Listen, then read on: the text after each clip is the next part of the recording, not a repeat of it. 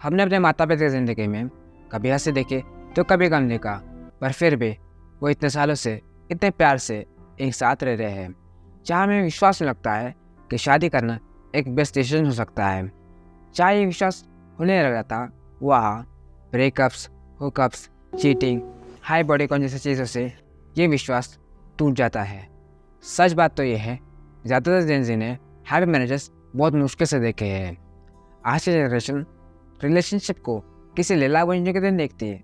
आज की generation relationship को ऐसे देखती है जैसे किसी ने रिलेशनशिप में एंटर किया, या तो उसका एमएमएस बन गया या तो वो ड्रम में पैक हो गया।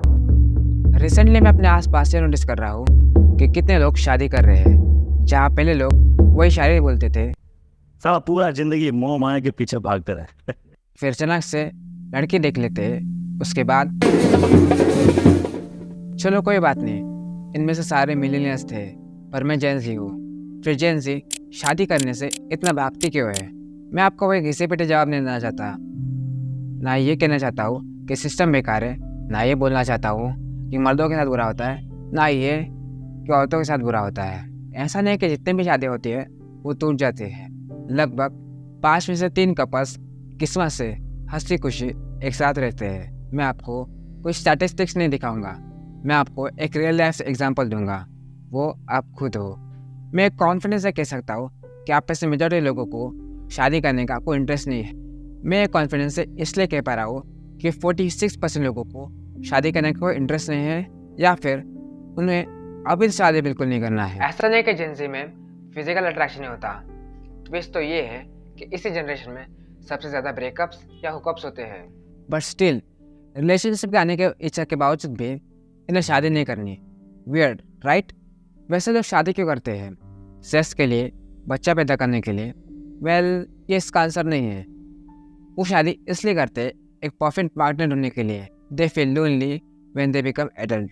अगर आपको शादी बिल्कुल नहीं करना है तो ये समझ जाओ कि आपको खुद के साथ कभी अकेला महसूस ही नहीं हुआ।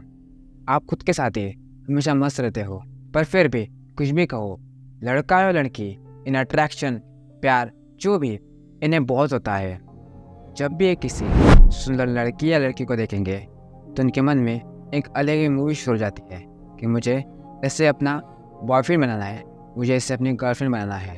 पर एक ही थॉट इन्हें सब कुछ करने से रोकता है, वो है झंझट। इससे इसे एग्जाम्पल समझते हैं।